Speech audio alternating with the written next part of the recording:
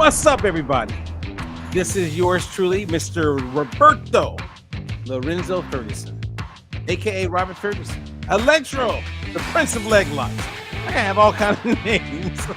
Now, today we are going to have a fun conversation with a very dear friend of mine, who is also not one of those people that's a yes person.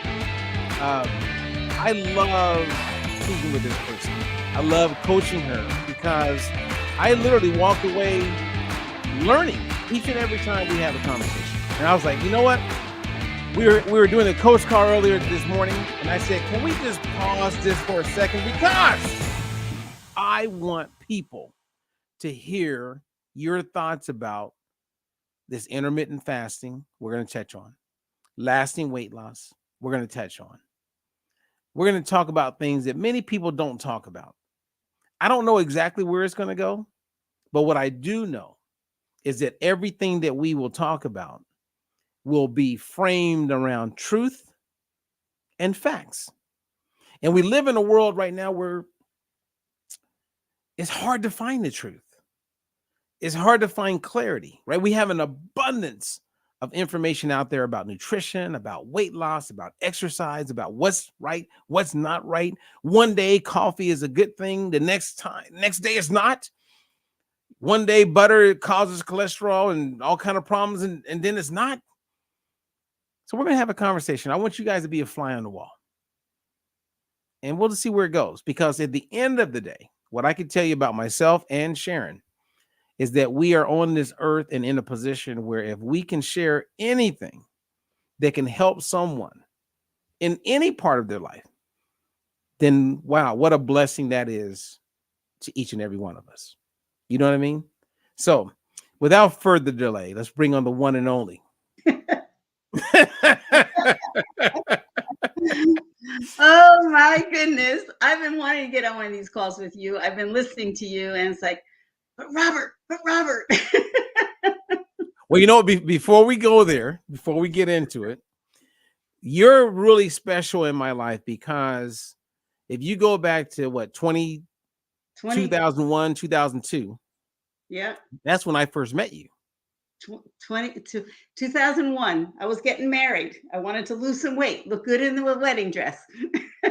Yeah, I mean, so you were there, like you saw me like when the first book came out. Yeah.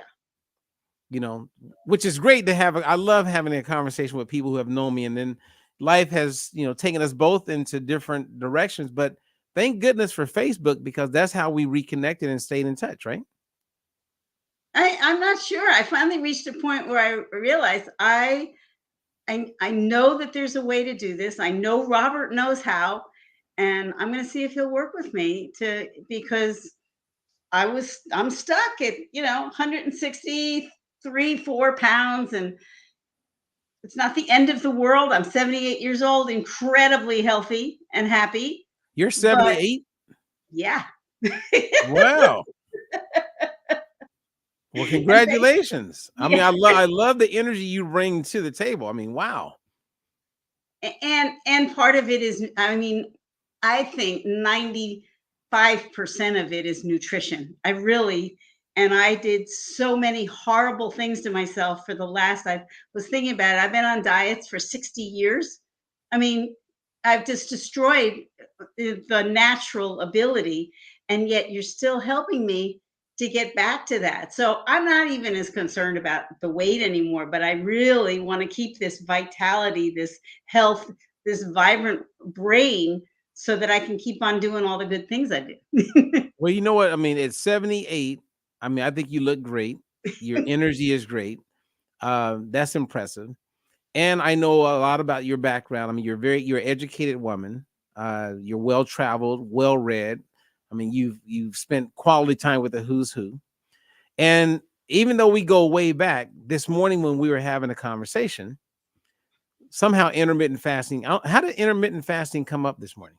I listened to one of your videos about the one I did listen to one yesterday about intermittent fasting that had those amazing people who had reversed their positions on intermittent fasting.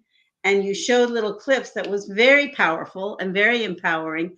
And I have a friend who swears by intermittent fasting, and I'm worried about her. And so what came up was I was feeling like, but I don't want to send her that video because to my brain felt like it was judgmental, and people are ignorant and they make bad decisions for themselves. But there was an energy behind it that made me feel like I don't know if I want to share that with her. And yet the concept that you're talking about is really important. So how to communicate to get past ignorance in a way that people will be open to hearing. I mean, I've been a lifelong learner. You're a lifelong learner. And if you give us better evidence, give us better data, hey, we'll do 180-degree turn. And I love that about you. I love that about me. I have reversed my position on a lot of things.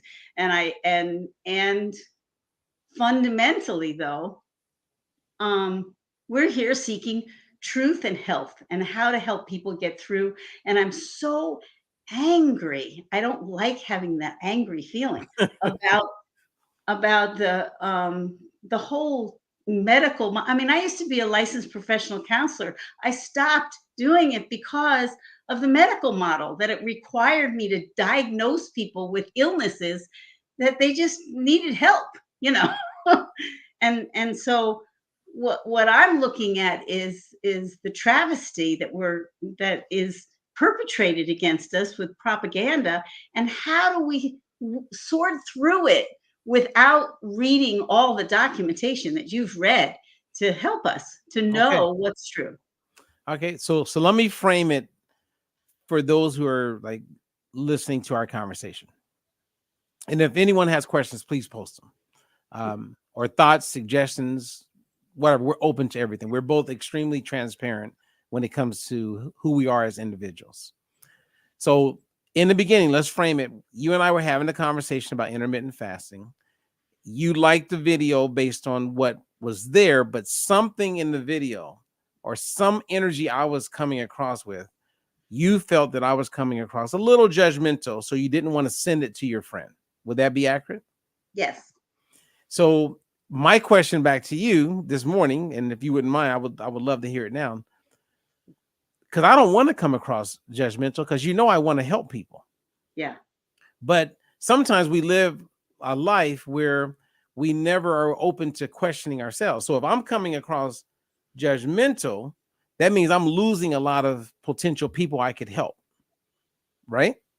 And that could be my own projection, because I live in such judgment of myself. No, but it was me. Like you got the information. So play devil's advocate. When I talk about intermittent fasting, right? Because same as when I talk about these weight loss drugs, I have people who know me that I literally just had a friend die, who was taking Ozempic, and her last text message to me was, "I need to meet with you. There's something I need to talk to you about." And I later found out through one of her close friends that what she wanted to talk to me about was getting off of Ozempic, but she knew that I wasn't going to be the most welcome, or she perceived me to be disappointed in her because she was using the drug. And that's part of the judgment thing. Yeah. Okay. So go ahead, pick Robert apart right now. And what am I saying, or how am I coming across this judgmental? Okay, here's the thing, Robert. You are passionate about helping people, and you have so much knowledge and information that you've gathered. You're not just out there hyping something. You know what you're talking about. So you're frustrated that people don't, have a little, protein and some vegetables and fruit. Like, yeah. But there's a depth behind your diet-free life program that people need to realize. Oh my gosh, food is medicine. And so the minute we try to do all of these, what basically society has made us, all want to be skinny at any cost, and it's killing us. And but what's worse than that is that like you've talked about them before, the government guidelines for and my sister lives in an assisted living facility that has, that has meals, and I know that they use seed oils. I know how bad the food is, but they're required to do what they do. And so the dilemma is, when you want to shake somebody up, to do it without making them feel like they're wrong if they try this thing.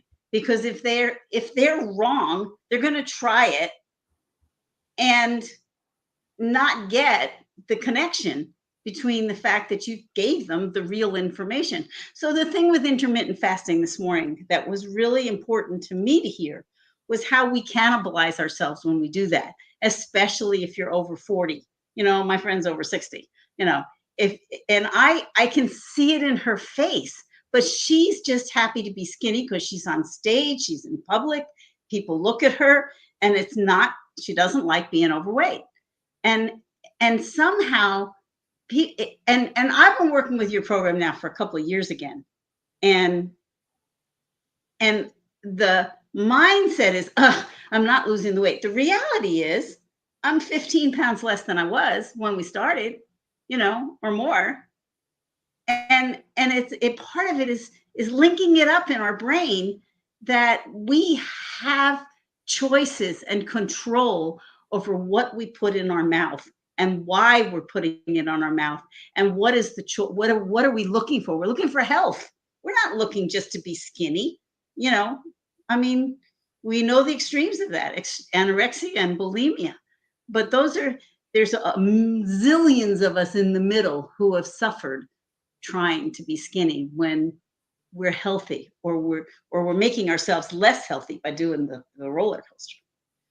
I don't know. Okay. So, and the judgment, and when you tell people, yes, it comes from ignorance, but behind that word is, if you weren't such a dumbass, you'd get yourself educated. But that's the judgment. Okay. So if you were me, I don't know if you can change it. No, if you were me, or guide me, because I know, like, I was just talking to a lady right before you and I jumped on, and I was telling her that I'm getting ready to have a conversation with you. We're going to talk about lasting weight loss and intermittent fasting. And I share with her how, when I was talking to her, because she's in the business of life insurance, and she sees people all the time who will have a kid or someone unexpectedly dies, and she sees them doing a GoFundMe, and they have to really work hard to, like, be able to give this person a decent burial, even though they didn't have anything in place.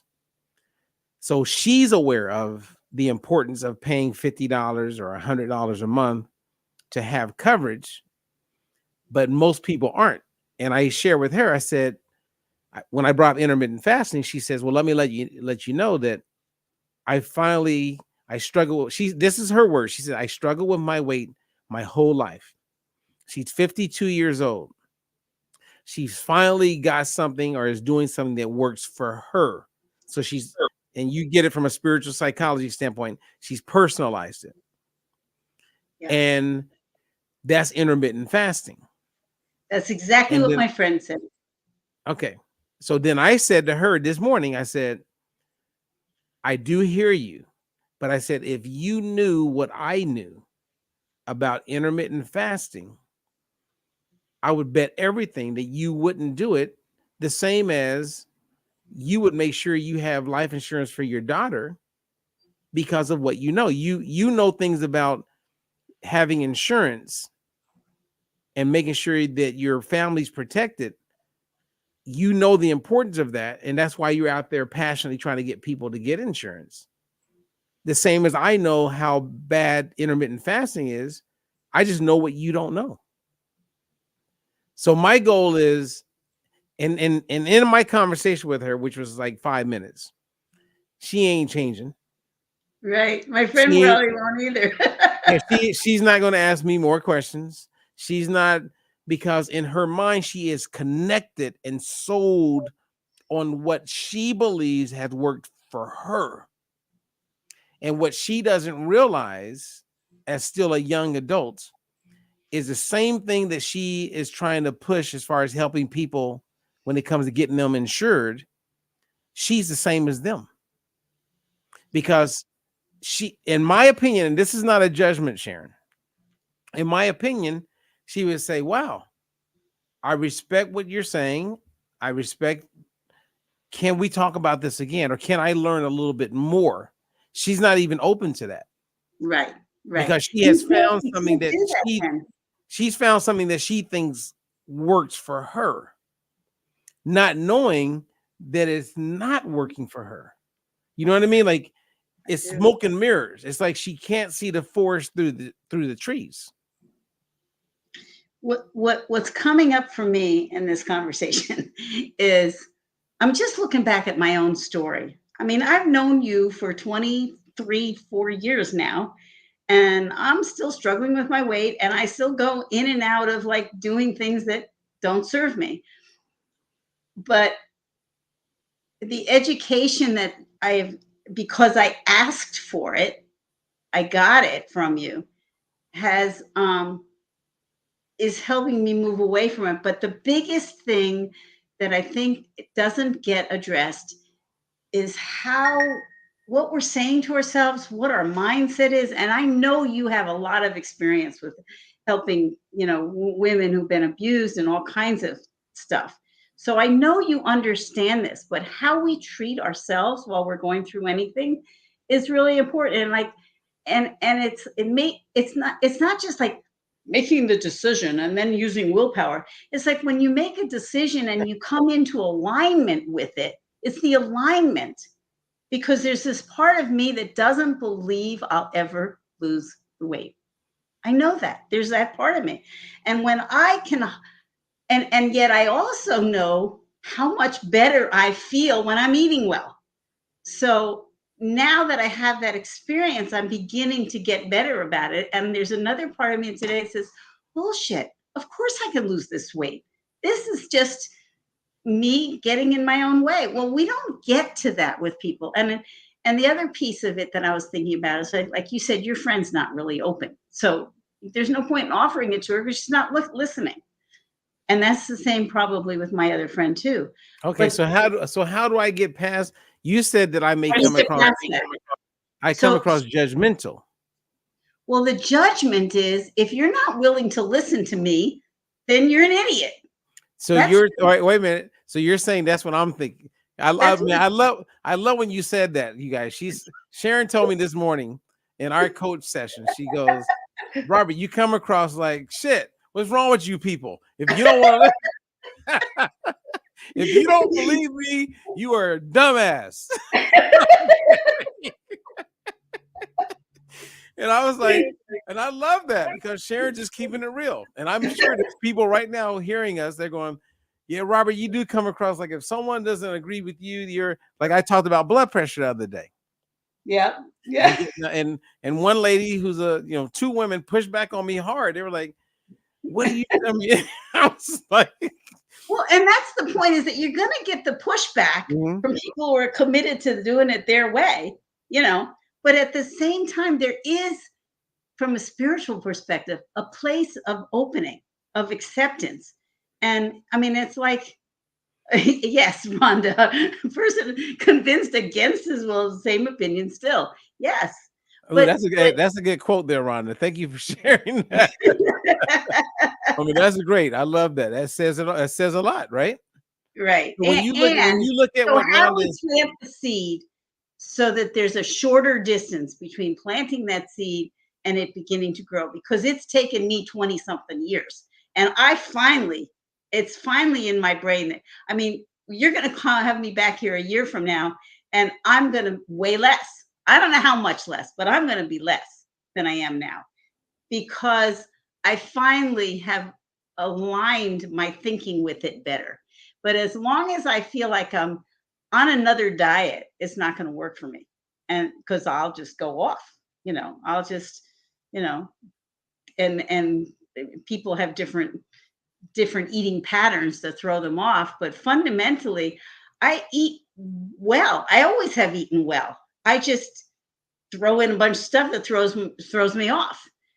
But Okay, but let's go back. So, all right, be my coach right now, Sharon. If you were gonna get your friend on the phone with me you're and you great wanted on the me to phone. You don't do any of the judgment crap when you're on the phone. Just no, so no, you know. yeah, but I want you to coach me on how to better like if you said, okay, Robert, I want you to do a live and I want you to help people who are believers of intermittent fasting realize that maybe it's not going to help them. How would you coach me on not coming across judgmental? Okay. So, Woo, this is a good one. oh boy. I, you're gonna hate me for this. So you No, may even no, not even bring want to it, post the stamping. bring but it.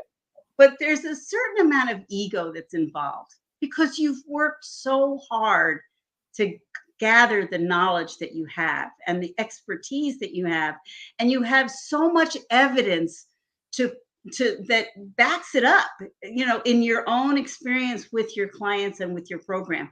So there's a place in you that says that has to talk about that talks, for example, these guys have reversed their positions and I respect them for that. I've had a place where I reversed my position on grapeseed oil. I realize that more, and you realize more and more that you don't rely on what's common knowledge. You get the facts before you start touting something. And with something like intermittent fasting that is so popular out there, being able to have a respect for where it came from, for the fact that people have it. And if somebody changes their position, it's like, yeah, but I didn't. I've been in this position forever. That sounds like ego. So Okay. you all right? So you're saying that when I made the comment that I never changed my position, and now people are coming around to be in alignment with my position, you're feeling that that was my ego talking. It's a certain amount of it because Okay. you had and frankly, the whole conversation could have been shorter without that. People get on here. So and I'm really being hard Okay. on you. I'm sorry, No, no, Robert. no. Actually, no. I want you to be. Look, I had a moment in my life where certain things were amazing, like as far as finances, people calling me, celebrities, like like all of that stuff, right? And I remember like buying a pair of sunglasses that cost like $800. And I remember my ex-wife, to her credit, she called me on it. And she was right. She was right. Because what happened is I was falling into that realm where I was driven more by all of that fake stuff. And trust me, this was like I mean, we're talking maybe 60 days of my life. Yeah. But thank goodness she made a comment to me, and I had enough respect for her to take a step back and relook at myself and go, whoa, I am not that guy. I don't want to become that kind of person. Right. So I'm okay with anything that you say, because if it's real and it makes total sense, I hope to be able to see that so that I can make myself better. You know what I'm saying? Right. And Because and and and here's the thing, Robert. When you're with people, you meet them where they're at. Somebody's if somebody is loving intermittent fasting, you're not gonna tell them they're a dumbass. You're gonna say, "Wow, I well, hear maybe it." I may say you're. I'm just kidding. Yeah. There's a part of me that wants to say, well, it And depends who. energetically, that could come through. It's all about energy, Robert. And Okay. basically, what you, I mean, it's the same. It's the same. Like if I mean, one of the reasons that I've gotten away from MLM products, my juice is better than your juice, is that everybody has scientific evidence to back it up. Well, there's scientific evidence is about this ingredient in it, not the whole thing. I got that, and guess where I learned that from you, you know. But even when you've got something that you absolutely know makes a difference, like the oil you're giving us now, that people need it and they need access to it. It if it, it's and you've got enough influence at this point that you want to stay congruent, and so it's very, I I can't make somebody be successful. I look at my life, and I've been on every roller coaster there is to be on. But you know what? I'm 78 and looking good. Thinking good. This is important. This is way more important than all the other stuff. Is how well I function, And yeah, I've got gaps in my functioning. But with you, Robert, you're like so in alignment with what you're doing that it would be easy to veer off into, see, I knew this before everybody else did. Whereas you've what you've done is you've pulled it all together. That's your gift. Because there's a little piece here and there's a little piece out, how to put the pieces together in a way, it should be easy. It's not easy for me because of all the baggage that I bring to it. It's not that your program doesn't work. It's that we bring ourselves to your program. So if somebody's on intermittent fasting and for the first time in their life, they feel like they're in control of their weight, they're going to be very reluctant to give that up. But if they you should say that one more time, because that's exactly what this lady I was talking to this morning, and I believe that's exactly what your friend is experiencing. Yeah. Right? Because they've lost weight and they're going to be reluctant because in their own personal experience, they're like, I hear you, but I know what the struggle is like. And right now I am winning. And people feel like that about keto diets. They feel like that about whatever it is program they took on. And like you and I had a conversation about, a family member who did Golo and lost 75 pounds. But it isn't the Golo that made him lose the 75 pounds. He finally got committed to paying attention to what he was eating. And the Golo helped with his appetite a little bit. It helped him. I mean, give me a placebo and it'll help me. I'm looking forward to your new program for the gut biome, because it's a program. I can follow something for 30 days. Right. And the challenge is you're asking people to become self-responsible. I remember in the beginning working with you, say, what did you, what was your diet-free meal? And it would be like, well, I don't know what was the carb and what was, it's like, of course, now there's a way of expressing, you're on their side, and you do that when you're one-on-one. When you're on a video, sometimes it's like, come on, guys, just fucking do it. Okay. So what you're saying, okay, so what I hear you saying, and I totally get it. So I think what will help me when I'm going to do certain videos, because I totally hear what you're saying. And for those who are hearing this conversation, I did a video where I talked about intermittent fasting, and I had a bunch of experts that I highlighted. They used to believe in it and now don't believe in it. And I took a moment, even though it was a moment, and I was like, I was already saying that. So what I pick up from you, that did not add to the video at all. Exactly. Yeah. That was more about me. Yeah. And I hear that, and you're right. I totally agree. And that's a good call. That's also true that you did say that one. No, but I did. I mean, that's a good call out, because there really was no need for me to do that. That was me grandstanding. So and the power, it's like, here's the thing. You want to be influential. You want to get to more people. But you want to do it from that authentic spiritual center that you are, that you have, that you come from. And you don't need to grandstand. You don't need to say it over and over again about yourself. But saying how you got there, what you learned along the way, how you reverse a position, that's different than, because you didn't reverse your position on this, but you've reversed your position on other things, Oh yeah, no, when we were talking, I've Not eaten crow. I call it eating crow yeah. because And part of it is that you came up with the best information at the time, and then you realize there's more information.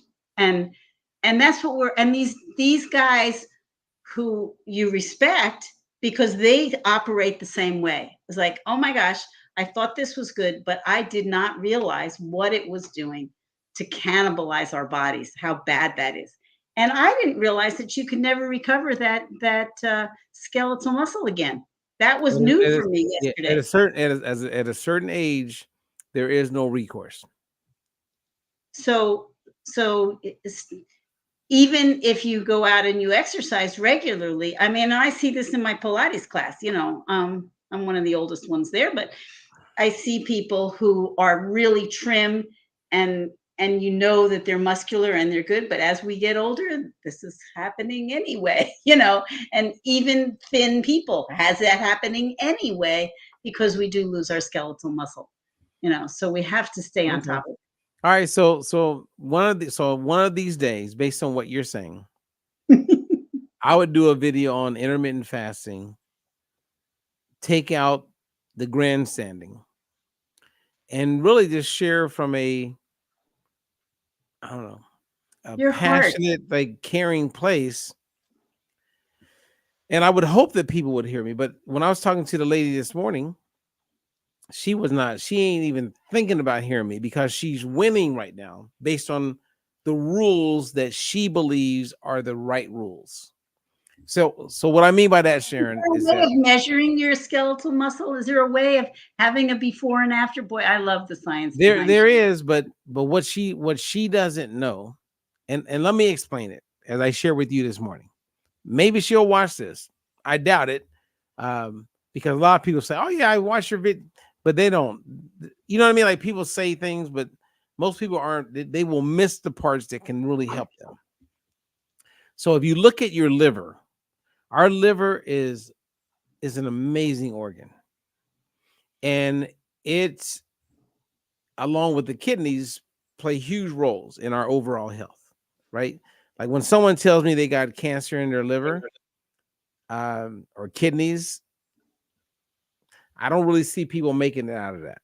You know what I mean? It's one thing to get cancer in the breast and cancer in the prostate, but when it's in your liver and your kidneys, it's, I mean, that's a tough one. Yeah. And the outcomes are not usually good, right? So knowing the importance of the liver, which we're talking about, the liver needs fat. Well, not fat. Well, it needs fat, but it needs protein. And when you wake up in the morning, um, your liver, everything shifts. It's looking for protein because it plays a huge role, hormonal role, uh, enzymes. I mean, it's endless. And if it doesn't get protein from what you consume, that becomes a meat. Like you eat steak or you eat eggs or you eat whatever you eat, broccoli, whatever has protein in it, eventually the liver gets access to those amino acids. It breaks down to amino acids. And then it can do what it needs to do. Touches on your thyroid, etc. But if you're not eating, your body's in it comes out of a fasting state, and the liver is looking for protein. And protein's not showing up. But it still has functions that it must adopt to, things that it must carry out. And so 2 hours, 3 hours goes by, and there's still no protein coming into the body. Your body then starts to cannibalize itself, where it takes your skeletal muscle and it decouples it, right? It starts to break down back into amino acids. So the liver can get those amino acids, protein, to do what it needs. So basically, every day you go through intermittent fasting, you go long periods of time in the morning without eating, certain things just don't take place. And you're cannibalizing your own body, and people don't know it. So yes, I get passionate about it, but as I shared in that overview on intermittent fasting, Dr. Don Layman, who is someone who's got over 100 peer-reviewed, and to a lot of people that doesn't mean anything, but I know it means something to you. But peer-reviewed scientific studies, reports that he's put out there on protein. He's like the guy that people go to for years, right? He's in his 70s and he's still vibrant. And even he says that you don't want to be skipping protein in the morning because of what it sets up. So it's a short clip, but I just want to play it. Okay. So this will bring back a memory. Are you ready? Yeah, I think it's great. Some studies, actually quite a few studies looking at weight loss. So you're talking about time restricted feeding or fasting, etc. I don't recommend fasting for anybody over 30 ever. So, 36, 48, 72-hour fasting, some people think that's somehow a cleanse. I think that is a muscle loss that is never recoverable in an older adult. So, a 25-year-old can pull that off, but a 65-year-old should never do that. So as I share with you, Sharon, I'm going to share with you something just so you know how people, because inside my little brain, it's like always wanting to lose weight, right? It's like, well, I should just eat protein all day long. I should just start my day with protein and just eat protein and not eat any, and then I don't have to deal with insulin resistance and stuff. But I know that that's not accurate, because I know that there's a whole microbiome that needs to be fed also. And I know that there's, or I'll just get all my vitamins from pills, because food doesn't have any in them anymore. And my brain wants a shortcut that's going to get the weight off and keep me healthy too. And there is no such thing except eating balanced protein and fast carbs and slow carbs, but that's not sexy. and those of us who want an instant result, we want it now, and we don't realize what we've done to hurt ourselves to get us to the point that because a lot of people probably do your program and boom, they're fine, because they don't have the lifetime of insulin resistance and yo-yo dieting and treating themselves badly, or liver damage. I mean, my liver is not 100%. And so it probably has to work twice as hard, So every quarter pound I lose, I should treat it like I just lost 100 pounds. But I treat myself like, oh, well, it's not enough weight, but learning how to individually use the information that you're sharing, because that clip is like really clear, like duh, because you're cannibalizing your body. That's what we need to know about intermittent fasting. And the keto thing, I think, is partly because we eat more protein, but again, it becomes a diet. For some people, it becomes a way of life, like diet-free life. But I can't argue with I don't have enough information to know why it's bad for them or not, and I don't know whether it is bad for them or not. I know that yours is the best way, but are these other diets bad for people? We know intermittent fasting is bad for people. Is keto bad for people? I don't know. All right. So let me answer. So if you were interviewing me and you said, Robert, is keto bad for people?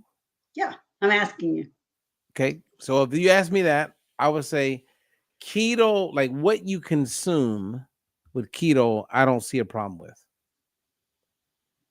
So what you eat, there's no problem, right? Because on keto, you're eating steak, a lot of protein, fat, right? Mm-hmm. The problem is in what you're not getting. Mm-hmm. It's not, but we're so designed. Oh, I could eat that. Okay, great. Right. People eat, and in the name of eating keto, they will eat, way out of balance with fatty, with bacon and great. Anything that's fat. And I say, hey, great. That's not the problem what you're eating. So I'm not on that. And there's some dietitians and nutritionists who will go, well, that's too much saturated. I'm not there to battle that. because I don't see the negatives in saturated fat the way a lot of people, legacy type people do. My concerns with keto is what you're not eating. And my quick point of reference would be, I've never met a gastroenterologist, someone who looks at the colon every day, right? Someone who does colonoscopies on a regular basis. I've never heard a gastroenterologist say, do keto. Now, to me, that's an obvious, right? Because if you follow the pathway, you go, not a regular doctor, not a family practice doctor, not a OBGYN. I'm not talking about all the other doctors. I'm talking about somebody who is in the colon. I've never heard a doctor who's in the colon that sees it every day go, yes, everybody should do keto. Do you know why, Sharon? Tell me. They see colon cancer on a regular basis. And they know what is needed in the colon to help prevent the likelihood of you getting colon cancer. And if you're not eating fruits and vegetables, you have a significant increased likelihood of getting colon cancer. So people who are doing keto generally are not eating fruit and vegetable? At No, all? because scientific keto says what 75% of what you consume is fat. Yeah. 5% is carbs. It's out of balance. It's out of balance. Well, I mean, it's out of balance, but that's what keto is. So when someone, and then when you look at the data says more people today than ever in history, younger people, older people, are getting cancer. Colon cancer is on a consistent rise. Of course, I have to laugh. You know, you're talking about I went to a gastroenterologist because I've had a problem for the last year with the bathroom. And I wanted to make sure there wasn't anything physically wrong with me, and did all the tests and stuff. As far as he was concerned, I was fine, but he didn't get to what are you eating? You know, how, it's like, well, if I don't have a medicine for it, oh, well, you're fine. You don't have cancer. You don't have holes in your stomach. There's, you're okay. But I'm not okay. I'm having this problem. So I'm working with Diet-Free Life to correct the problem. But Right. it wouldn't happen from a doctor. Doctors, not normally, but more and more gastroenterologists, not cardiologists, gastroenterologists are starting to speak up, because since 1960, we've seen about a 500% increase of people getting colon cancer. We know that people are not eating an adequate amount of dietary fiber. We're not drinking enough water. We're deficient in omega-3. And no one's really talking about where we're deficient. Everybody's talking about what we need. So then people just jump from one supplement to the next supplement with no real understanding on why they're taking the supplement, except for, I could lose weight. Oh, my brain is healthier. I mean, but when you have a lot of people who are pushing that, and when you understand the biblical principle that the root of evil is usually designed or framed around money. The love of, it's not about money. I'm willing to have all the billions of dollars come in my way, but it's the love of money that gets in the way. It's the ego part. Okay. All right. So we go back to, and I'm with you on that. I hear you when it comes to ego. I don't want my ego to block my message. Right. In being able to help your friend and other people, like the lady I talked to this morning. Right. And I don't think, and they have to have an openness. People have to look and say, okay. Well, most people, they're not, though. They are not open, Sharon. Like you said, your friend right now, do you really think she would be open to hearing what I have to say after she's finally lost weight? And she finally feels in control of it. That's the real thing. And It's like, like the lady. my person who does Golo feels like he's now in control of it. Like he'll be on Golo for the rest of his life. And then he goes for a few days where he binges on cookies and banana bread and stuff. And he's gained like 12 pounds. He doesn't think he's going to gain the weight back. I've seen him lose over 100 pounds in the past too. All right, so And okay, so this is a good. All right, here's a good opportunity. I want your opinion on this. When I did the talk about blood pressure. Yeah. Okay. So I want your opinion because it totally ties into weight loss, intermittent fasting. These people we're talking about who have bought into it and they feel in their heart of hearts what is working for them is working, right? Yeah. And I know that what they don't know is what they don't know, and that's not a good thing. So a person takes blood pressure medication, and as a result of taking blood pressure medication, their blood pressure is under control. It's in normal ranges, right? Right. But 20, 30, 40 years goes by. Their blood pressure is still under control, but now they have kidney problems. And they're like, where's this come from? I believe that the medication that kept their blood pressure under control caused them to eventually have kidney problems that will put them on dialysis and will cut their lives short. Yes, I agree. These people don't want to accept that because they feel like, hey, it saved my life. And now you're making comments that it's going to end my life.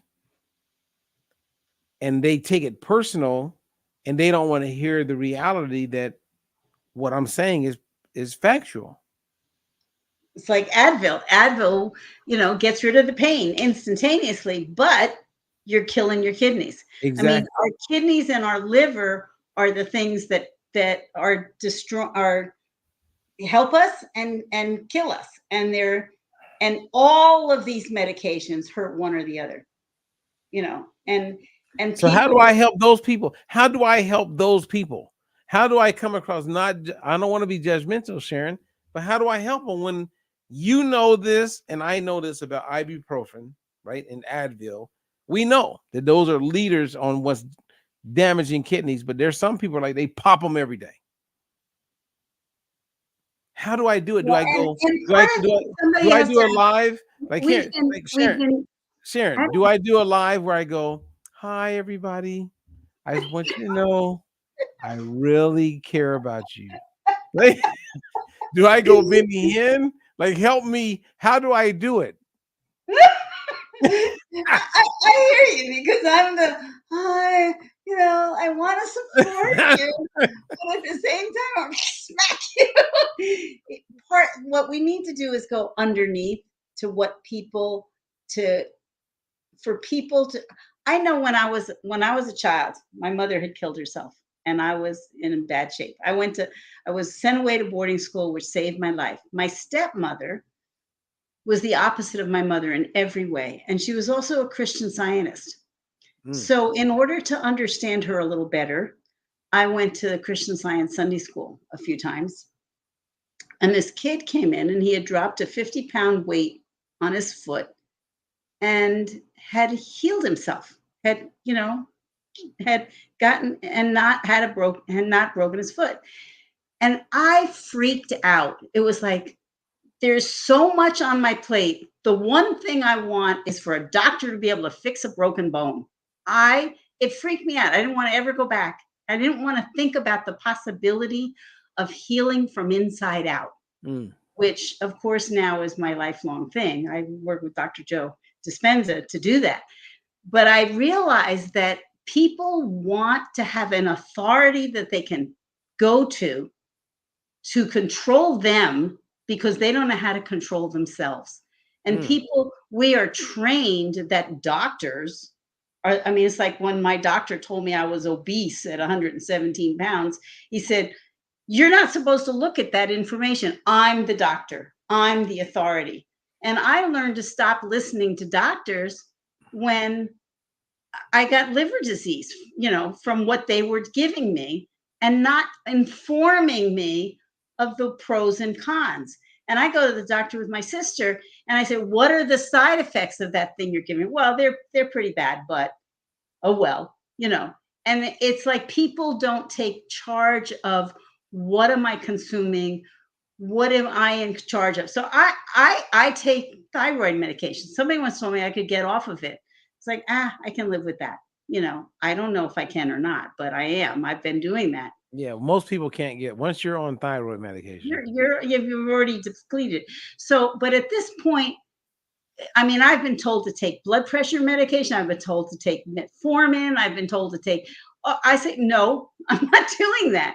But people don't stand up for themselves. So what you need to do in the education process, what you need to do, yeah, keywords. is to help people to recognize that they are their own authority. And that's what you do. Like used to hate it when you'd ask me questions. You'd ask me a question and I couldn't give you the answer. And there's a way of people taking responsibility for the answer that they're talking in their own head, the way they talk to themselves, and to celebrate their wins and to recognize that they've got a community around them who genuinely sees, hears, and cares for them with a system that will help them.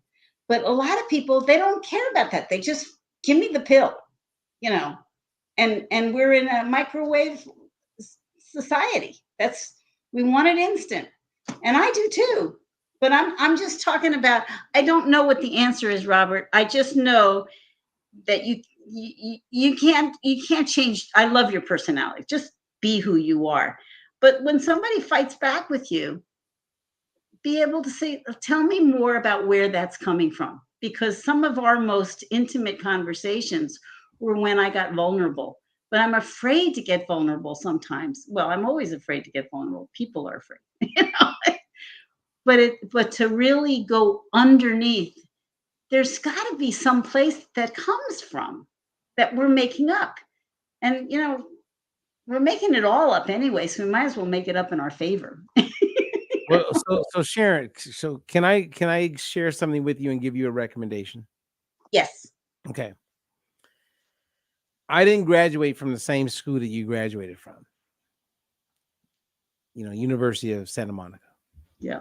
But I took quite a few courses there.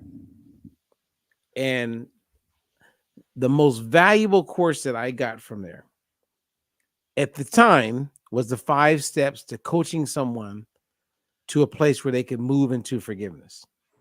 And then you share with me later that they extended it's like 7 steps. 7 steps to issue resolution.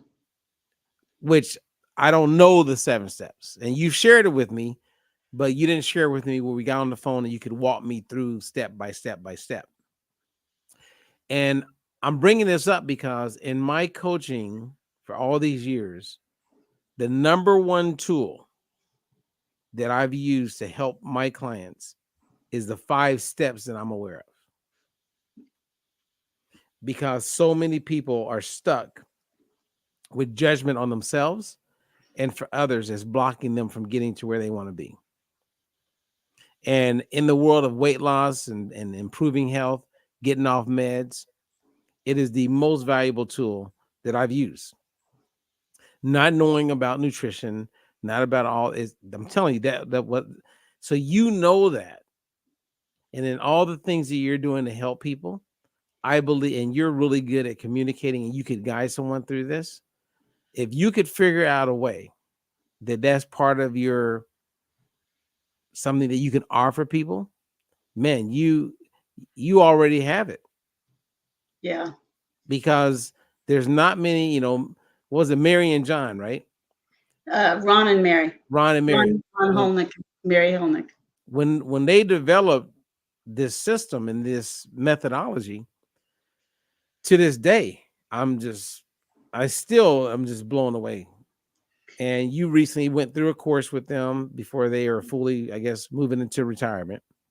Yeah. And what a blessing that is. So you have gold in you that can help so many people, because most people Like your friend, I'm telling you, there's something in her experience with intermittent fasting where there's a judgment on herself or something that's blocking her from being able to even see what we're bringing to the table.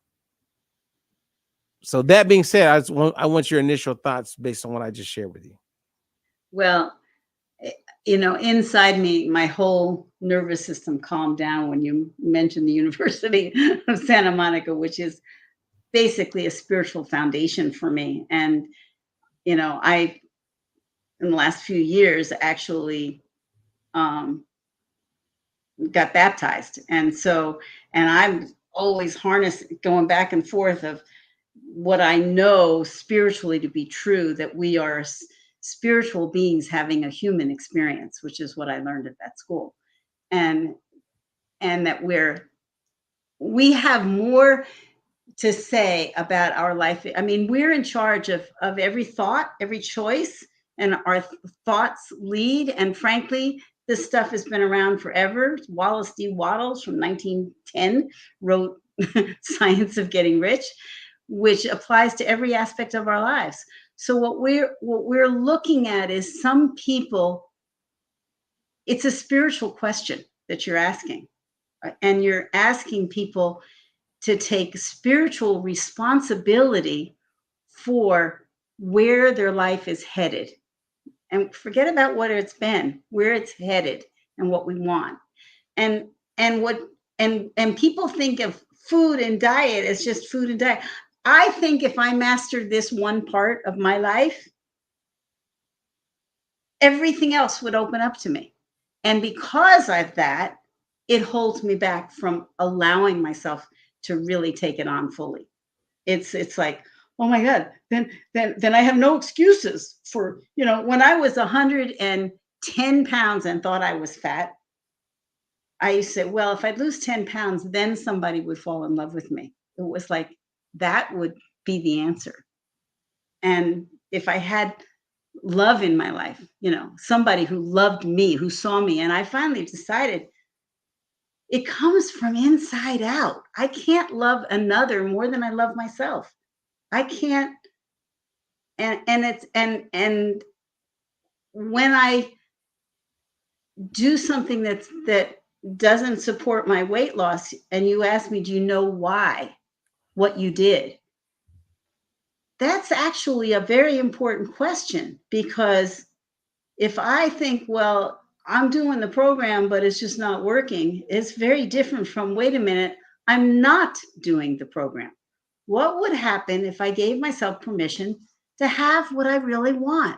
And that's what people don't have. They don't give themselves permission to have that heart of gold that they are, to see to see from inside out how beautiful they are. And it's taken me I graduated in 1990. I was assisting for another 10 years, and it's taken me since 1990 to now to finally begin to integrate on a spiritual level. You were at the University of Santa Monica for a while? I graduated in 1990, and then for 10 years, I assisted there. And my all-time favorite award was my Angel of the Year, where they see me and they thanked me. I mean, wow. Like, people don't understand. Like, I know how amazing that university is. And I know that the likes of Iyanla Van Zandt. Yeah. I was at her practicum when she was graduating. Okay. I watched her. And to me, she doesn't acknowledge it the way you would think she would, because all her work is really all the things she's done is based on that. You have the one lady who ran for president of the United States, Marianne Williamson. Was right in there. Tony Robbins learned a lot from there. Yeah. And so many people have no clue about, you know what I mean? And that's a whole nother topic, but I would love to just go, all the people that I know went through there. And I know a lot of people that graduated, got their masters. I know very, very, very well. And it's almost like they took from that university and never really gave back, because they never, with all the fame that they end up getting. Like Marianne Williamson, she doesn't say, hey, University of you know what I mean? Like they don't take a moment and acknowledge the pedigree to what Right. played major roles and what got them to the place where so many people love their way of talking, their way of presenting, their solutions for better. You know what I mean? Like, and Mary and John, right? No, Ron and Ron. Mary. I keep saying, yeah, Ron and Mary. I mean, to me, there's a part of this is like kind of sad because they helped so many of those people that became famous. And those people have never acknowledged where they got a lot of their foundation. I think what happens again, we're back to the ego thing, because we all like to think that I know that I have a lot of wisdom, and I have been around a lot of luminaries in my life and actually helped some of them. Mm-hmm. Been there and helped them write the book. But if I don't stand up inside myself, and part of it is how you is that we stand up inside ourselves for giving back. And there's different,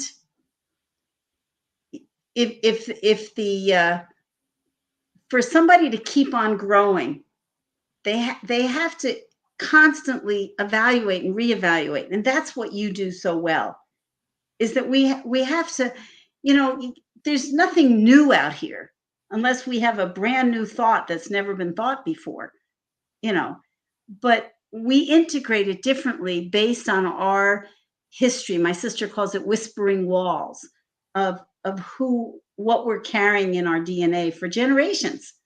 And we get to change that.